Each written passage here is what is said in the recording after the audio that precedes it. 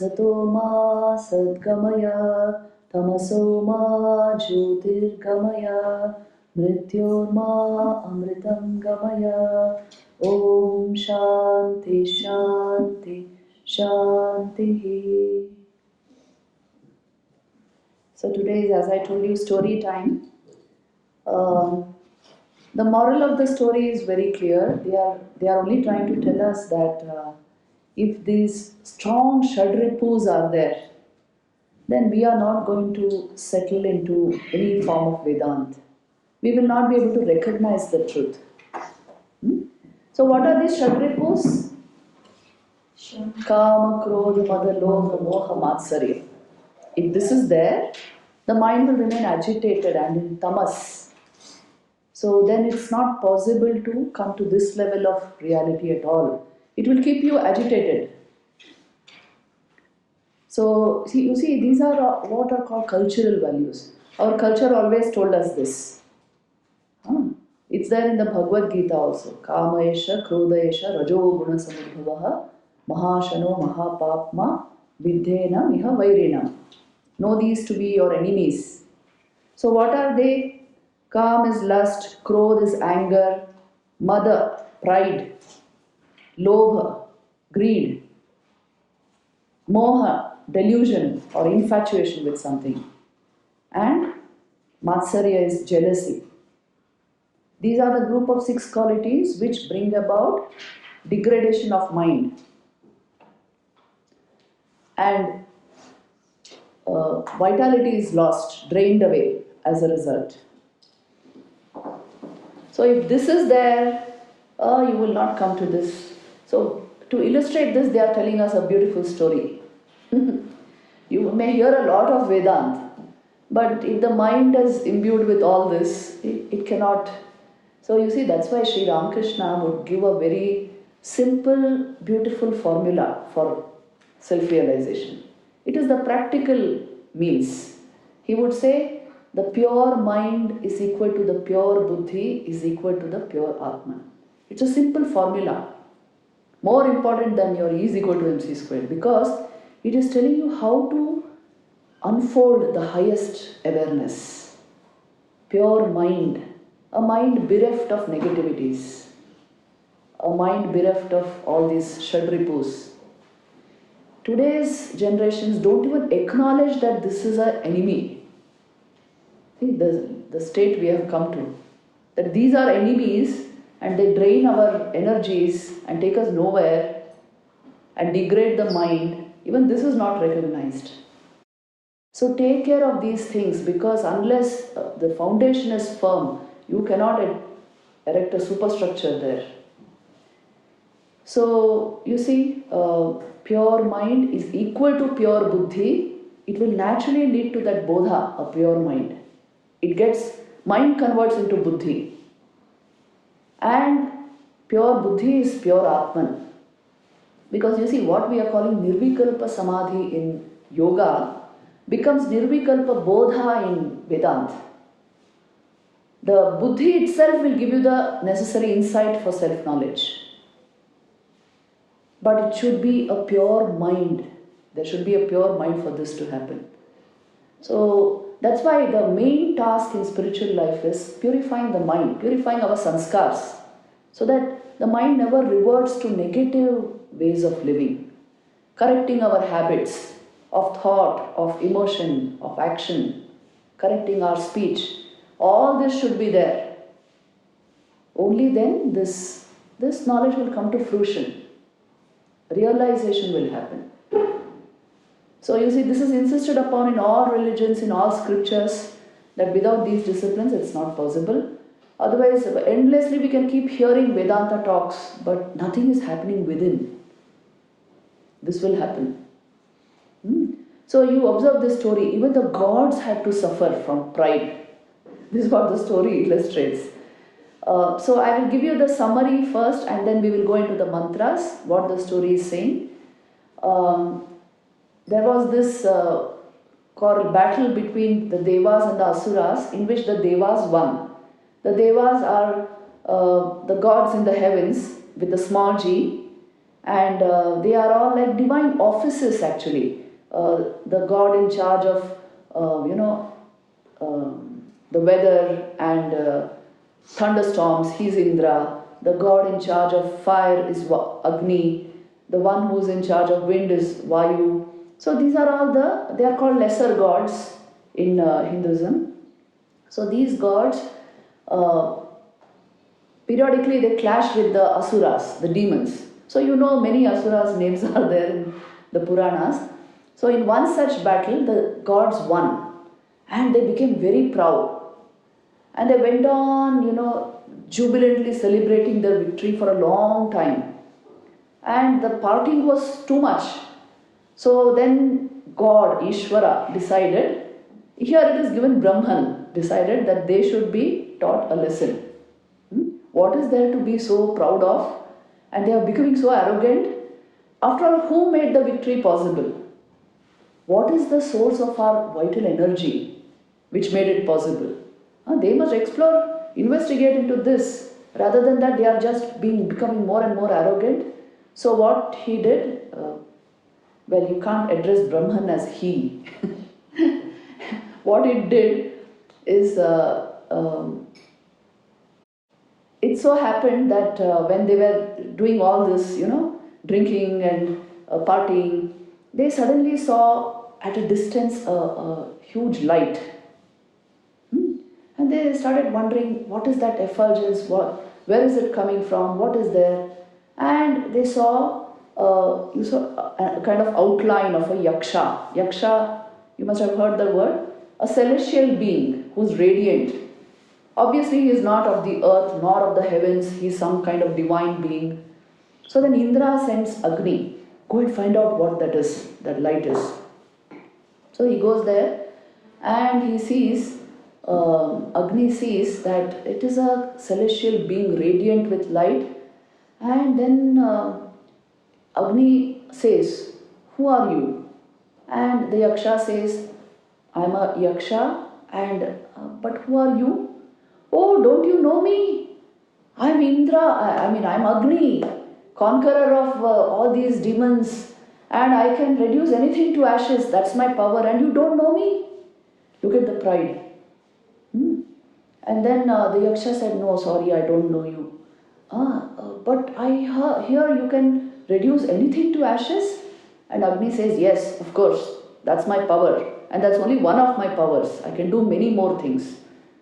And then the Yaksha puts a little bit of straw in front of Agni and says, let me see, you set fire to this, burn this down. And then Agni says, what an insult. You're asking me to burn this? I can burn everything down, but burn it. And then he tries to burn that straw and it doesn't burn down. You may say, wow, you see, straw is inflammable, but we don't know why it never got incinerated. And nothing can burn down that bit of straw. Now, this Agni receives a jolt and says, what is this? Who are you? And how is this possible? And then the Yaksha only smiles. And then Agni comes back quickly and tells Indra, this is no ordinary being. Something divine is there about him. And I couldn't burn a piece of straw in front of him. And then Indra said, oh, you move aside.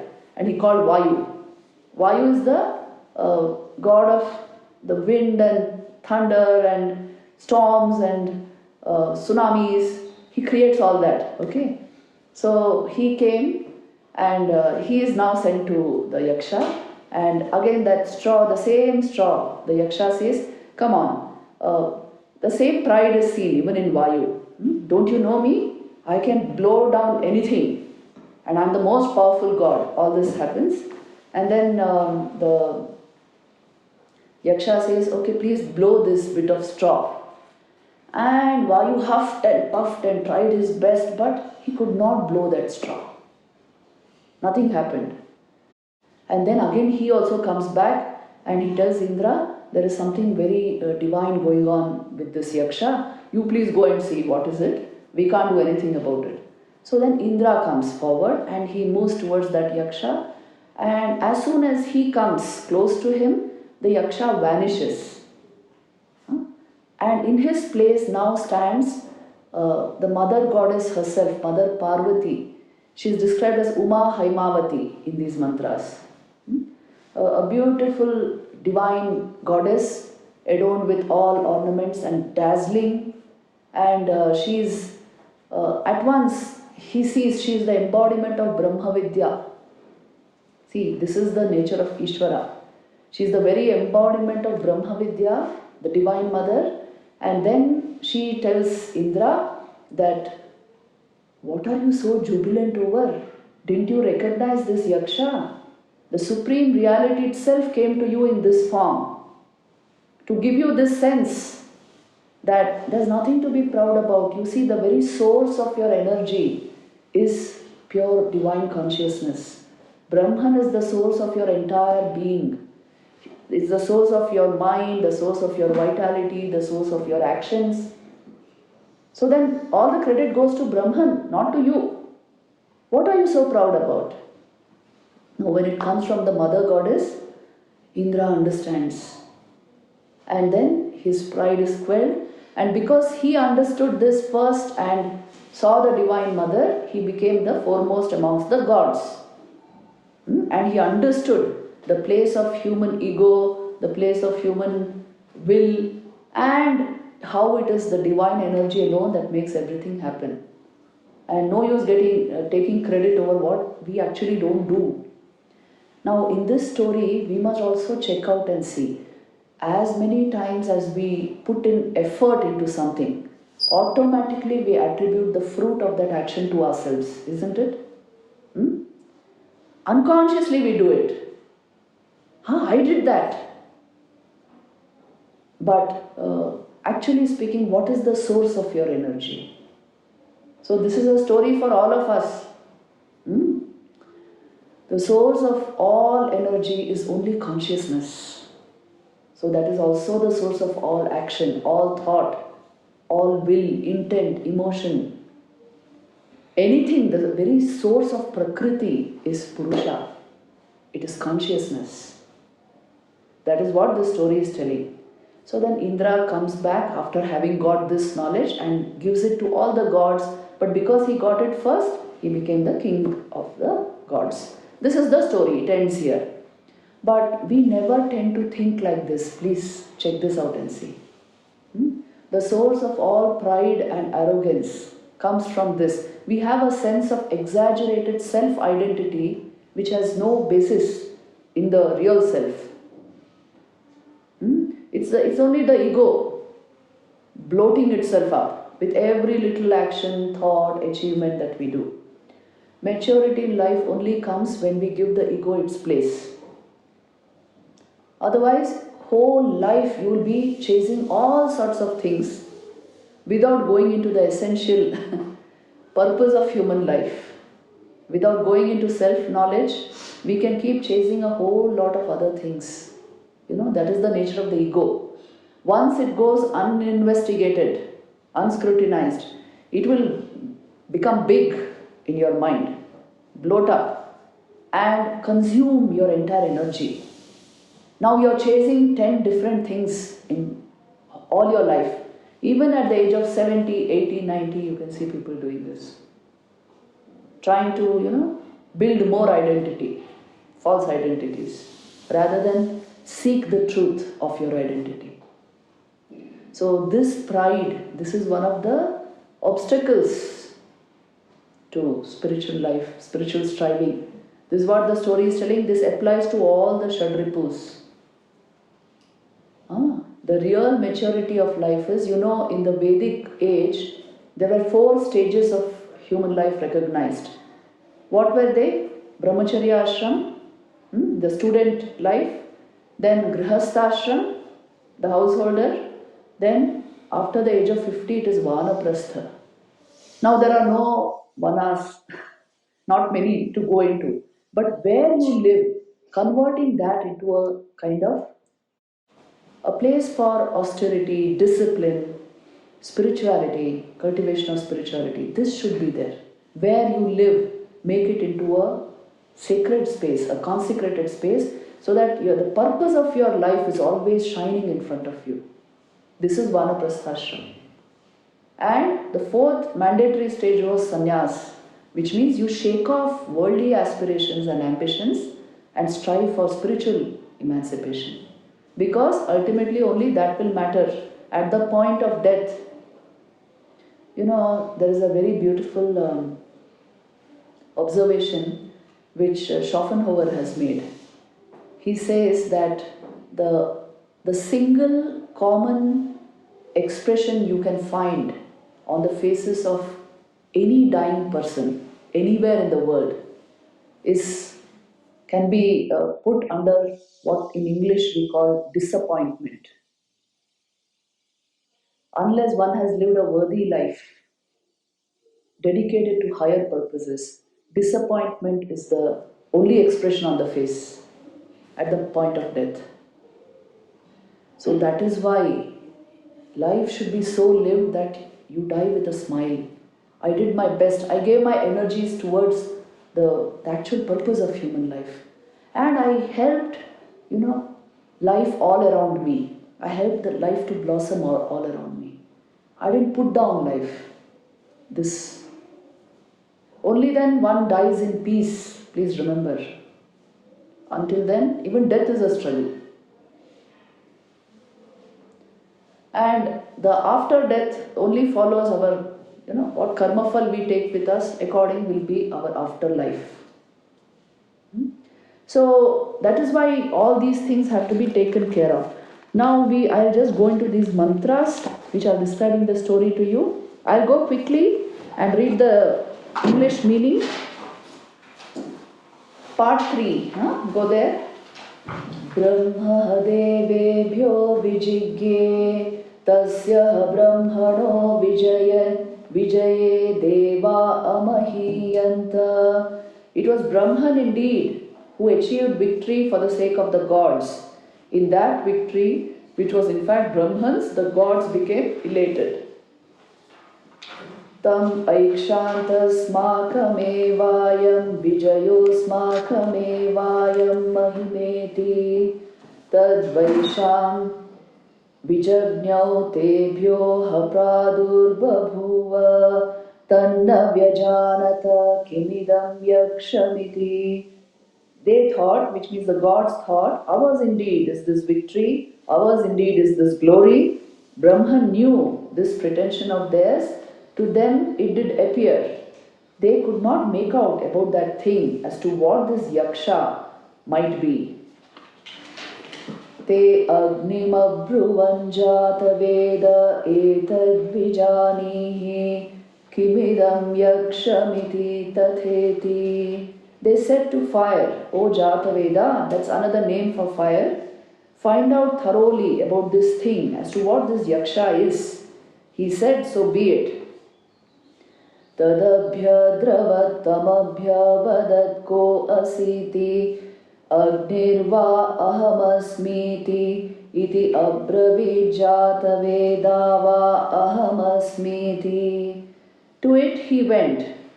To him it said, who are you? He said, I am known as fire, or I am Jataveda. Tasmin stvai kim viryamityapidam sarvam daheyam yadidam prithivyaamiti. It said, what power is there in you, such as you are? And fire replied, I can burn up all this and that is on the earth. All that is there on the earth, I can burn up that also. Tasmai trinam nidadhave tad ude daheti tad upapreyaya sarvajavena tanna shashaka dagdhum satata eva nivavrite naitadashakam vignatum yadetad yakshamiti. Now the yaksha placed a straw for him, saying, burn this. The fire approached the straw with the power born of full enthusiasm, but he could not consume it. He returned from the yaksha to tell the gods, I could not ascertain it fully, as to what this yaksha is. Atha vayumabruvan vayavetad vijanihi kimetad yakshamiti tatheti. Then the gods said to air, O air, find out thoroughly about this thing as to what this yaksha is. And air said, so be it. Tadabhya dravatamabhya vadat ko asiti vayurva ahamasmiti iti abravin matarishva va ahamasmiti. To it he went, to him it said, who are you? And Vayu replied, I am known as air, or I am Matarishva. Matarishva is another name for Vayu. Tasmin svai kim viryamityapidam sarvamadadiya yadidam prithivyamitī. So Brahman said, that Yaksha said, what power is there in you, such as you are? And Vayu said, I can blow away all this that is on the earth. Tasmai trinam nidadhavetad dadastveti tadupapreyaya sarvajavena tanna shashaka datum satata eva nivavrite naitadashatam vijñātum yadetad yakshamiti. Yaksha placed a straw for him, saying, take it up. Then Vayu approached the straw with all the strength born of enthusiasm. He could not take it up. He returned from that yaksha to tell the gods, I could not ascertain it fully as to what this yaksha is. Athendram abruvan maghavan netad vijanihi kimetad yakshamiti tatheti tadabhya dravat tasmat tirodadhe. Then the god said to Indra, O Maghava, find out thoroughly about this thing as to what this is, this yaksha is. He said, so be it. And he, Indra, approached the yaksha. From him the yaksha vanished away. Sa tasmineva kashe striyama jagama bahushobhamanam umam haimavatim tam hovacha kimetad yakshamiti. And in that very space he approached her, the superbly charming woman Uma Haimavati, and to her Indra said, what is this yaksha? Now go into the next 3 mantras of part 4, that will complete the story. Go into part 4. Sa brahmeti hovacha brahmano va etad vijaye mahiyadvamiti tato haiva vidanchakara brahmeti. It was Brahman, said she. In Brahman's victory, indeed, you became elated thus. From that utterance alone, to be sure, did Indra learn that it was Brahman. See? Tasmadva ete deva atitarami vanyan devan anyadagnir vayurindraste henande dishtham pasparshuste henad prathamo vidanchakara brahmeti. Therefore, indeed, these gods, this fire, air, and Indra, did excel other gods, for they indeed touched it most proximately, and they knew it first as Brahman. Tasmadva Indro atitarami vanyan devan sahenan nedishtam pasparshasa henad prathamo vidanchakara brahmeti. Therefore did Indra excel the other deities, for he touched it most proximately, inasmuch as he knew it first as Brahman. So this completes the story I told you. So you think and see what makes a person excel or a person great. Like as Indra became the king of the gods. The touch of Brahman, the touch of truth, the touch of pure consciousness, the touch of reality. Unless we bear this touch, it is, the mind We'll keep going in circles. The mind cannot solve its problems by itself. It requires the touch of consciousness. Check this out and see what I'm saying. The mind, however intelligent it is, cannot solve its problems by itself. It requires the touch of consciousness. See, this is one of the primary aspects of mind management.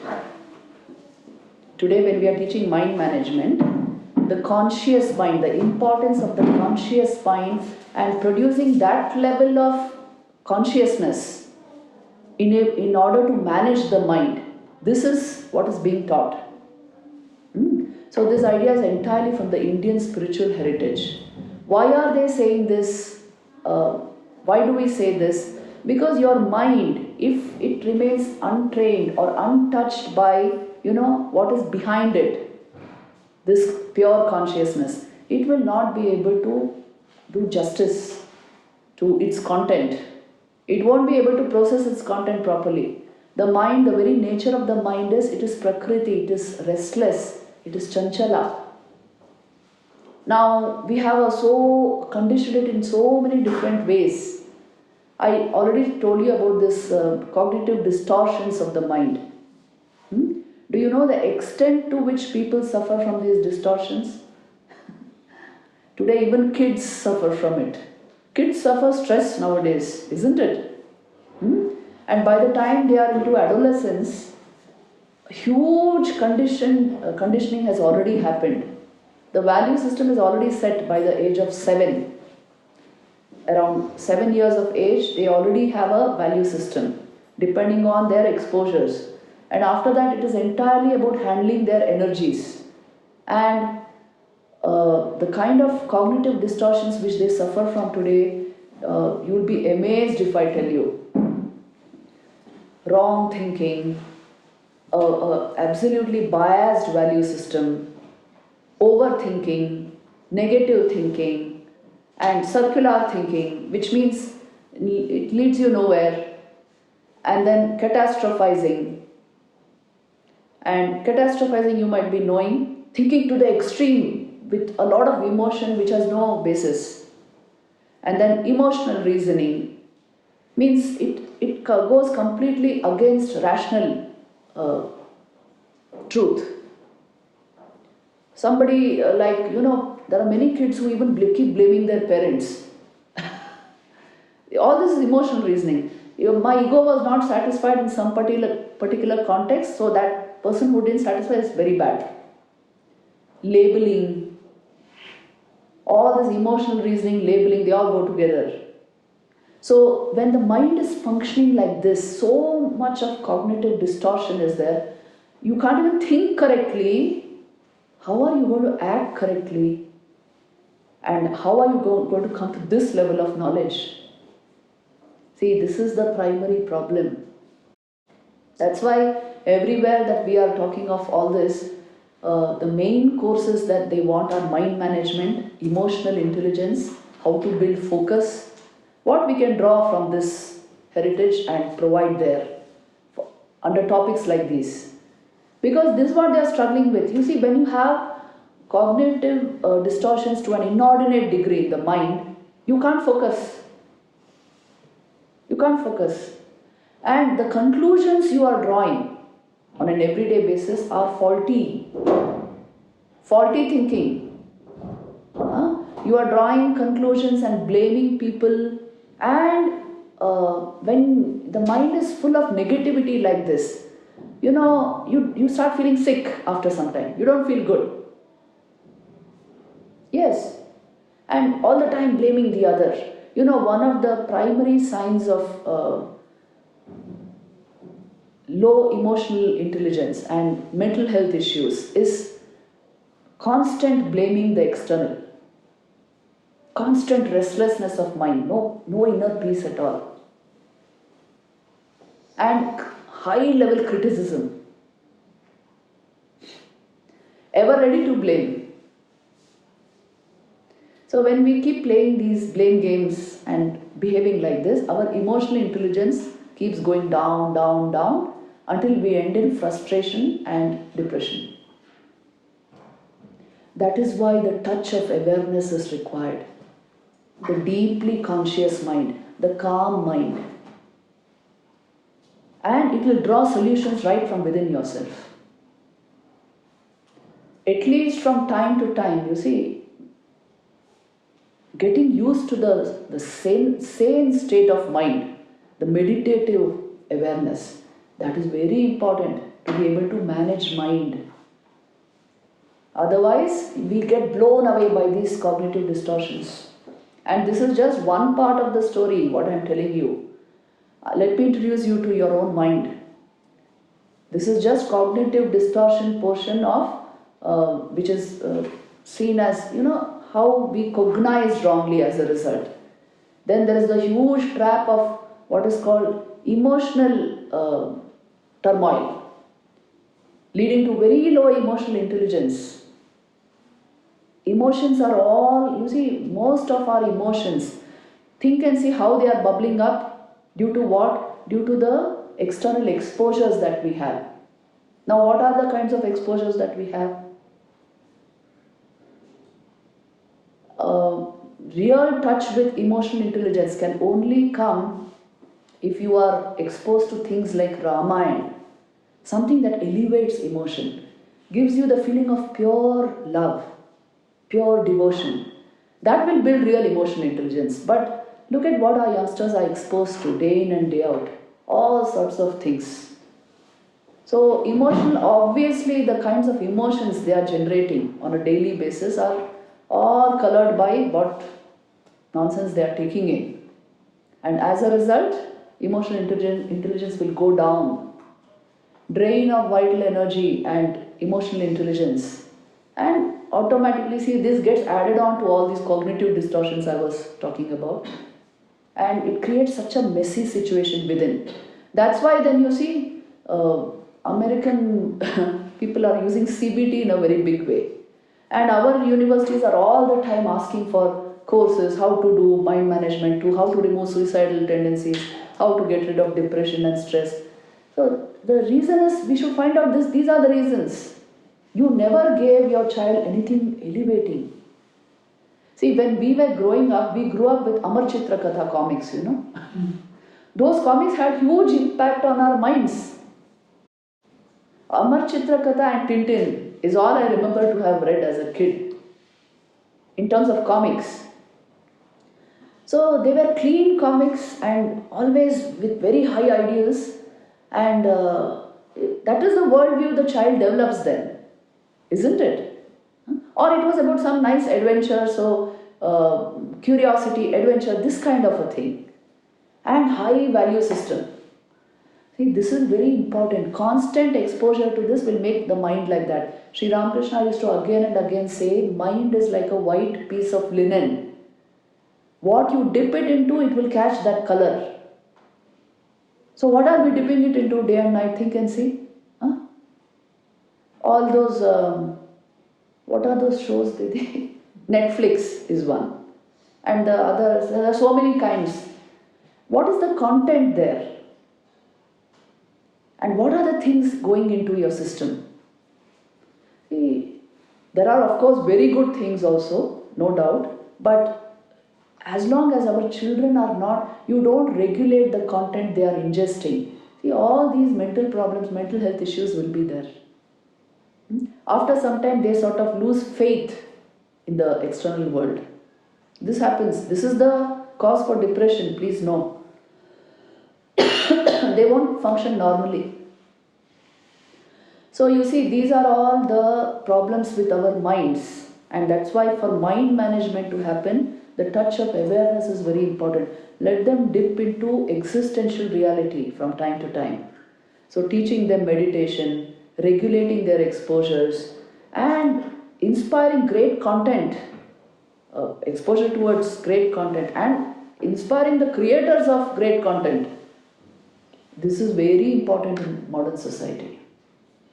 Because without this, you can't manage mind. The Indian cultural heritage, art forms were always dedicated to the highest.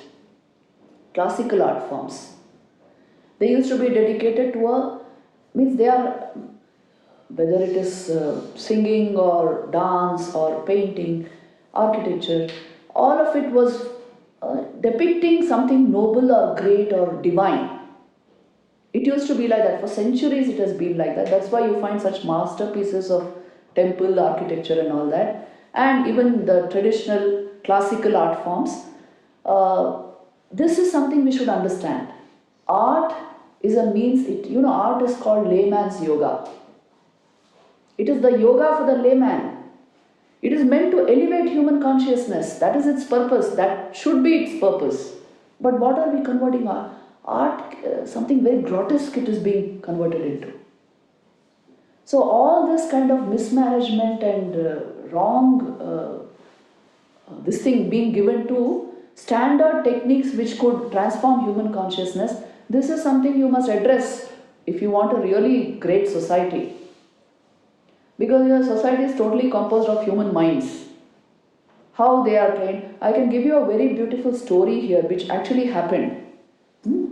There was this, there was a young American girl who, by the age of 16, she was suffering from terrible depression.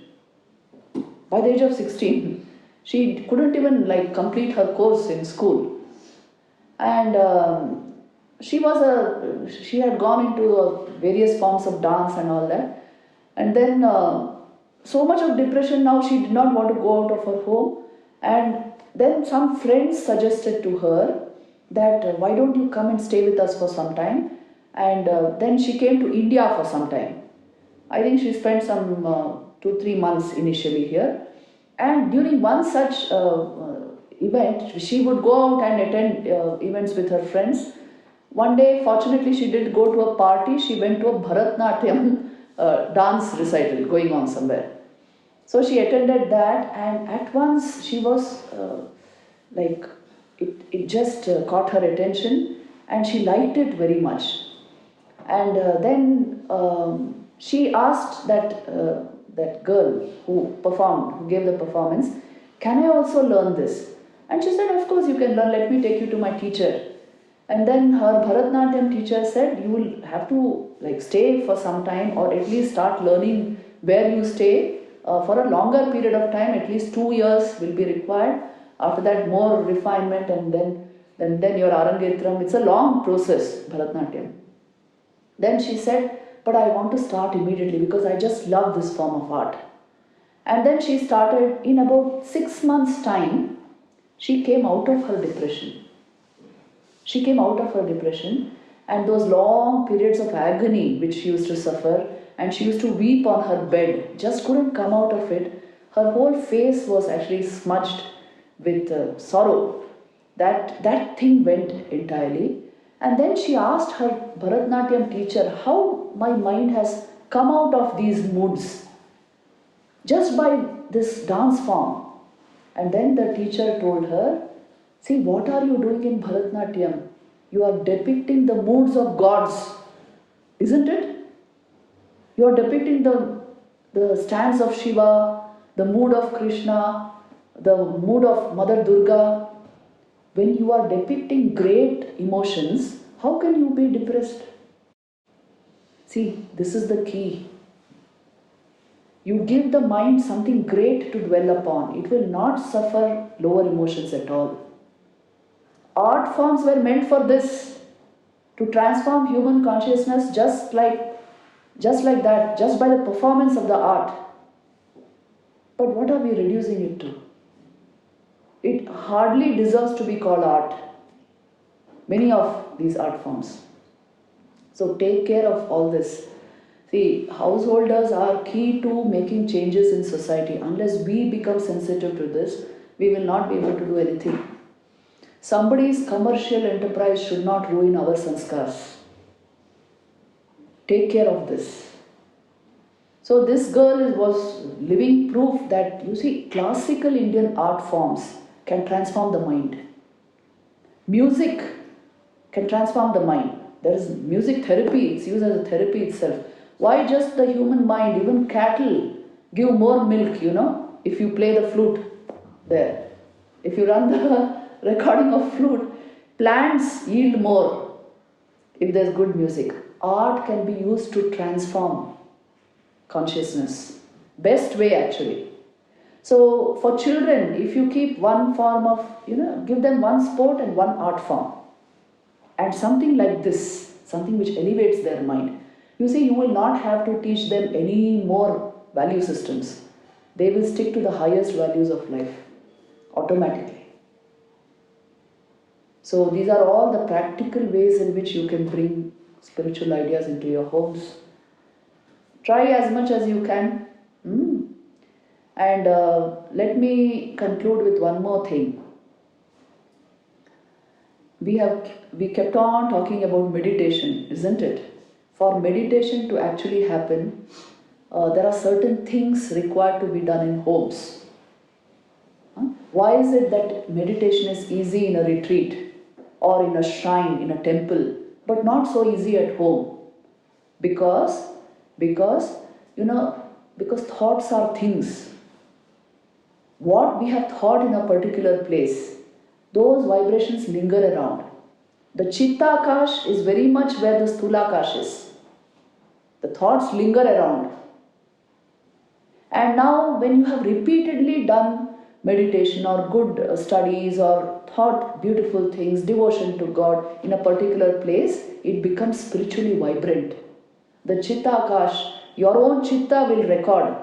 When you come into that space, now your mind is uplifted. So this requires to be done in every home. If you want your children to grow up bright and prosperous, make it a consecrated space. Otherwise, if the home is a place for fight and quarrel and shouting and all sorts of things happening on the television, how will the child get good sanskars, tell me? At home, create this kind of a space. That's why I said keep good books at home. A family that prays together, stays together. Keep some form of ritual at home. Aarti you did, you called the whole family at that time. Celebrate all these festivals because what are you celebrating? Yesterday was Ram Navami. You are celebrating the great personality, character of Sri Ram. Automatically that value system will come into the family. What will you celebrate? Tell me. People now celebrate only two things. Many people, their birthday and second is, what is that? Valentine's Day. These are the two things youngsters are celebrating. At least celebrate what is worth celebrating. So introduce all this into your homes. Otherwise, you will lose the actual essence and flavor of life. This is all I can tell you. Practically, these are the ways in which you can bring these ideas into your homes. And what else I wanted to tell you in this class was, see, now we are going to wrap up. There's only one more class on this Upanishad because it's a small Upanishad and the next class is entirely on the spiritual practice required for this realization. So that we will do it tomorrow. But there has to be a foundation for spiritual practice also to happen. For the mind to constantly want to go into a meditative state or deep devotion to God, there are more preliminary practices required. And these are those practices I told you. Create a consecrated space at home. Keep good books. Remain sensitive to these ideas. And keep your focus on that. The first half an hour of every morning after you get up should be given to some form of spiritual practice or yoga or good reading and not to Facebook and breaking news and all that. Can you do this? Practically, this is the way to. And then throughout the day, some form of touch with these things has to be kept. I was reading that in Japan, in so many offices, every 20 minutes of intense work for 20 minutes, then there's a break for about 5 minutes. You look away from the screen and either you close your eyes, do some form of meditation or chant or just remain still. The thought of God, they even ring a bell in many offices. Every 20 minutes you shift focus. Something like this. Keep in your homes things which will remind you of, that's why I told you pictures in your homes should remind you of your spiritual purpose. And don't worry if friends tell you that, Arey, what happened to her? She's out of this world, she's becoming so impractical and utopian. Don't worry. They will all follow you in time. Remember this, your own kids will look up to you after some time. Because everybody understands, after some time. So face it.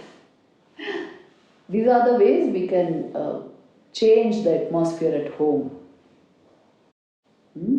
So that spirituality becomes a living thing. Will you do this? No use just studying Upanishads. In everyday life, something of this should seep in.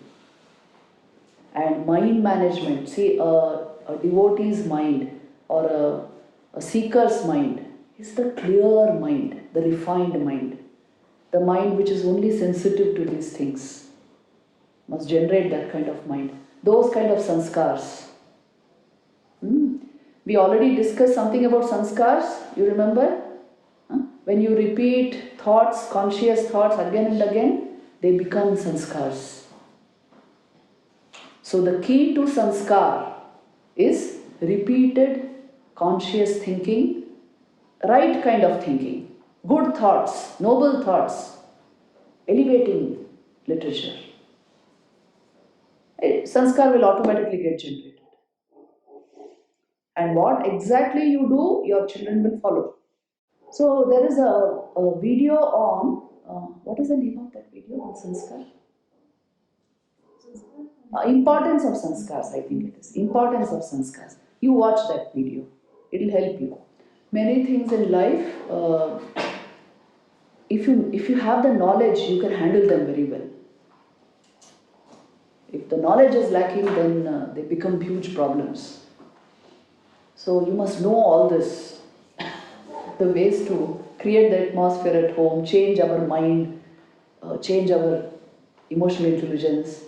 If all this is there, see, this is where mainly people are lacking.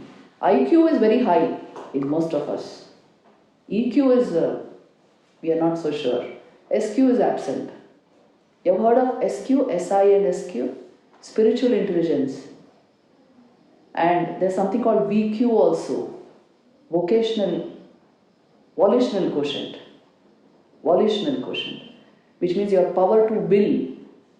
Here you will will many things, but when you are at home, suddenly it doesn't work.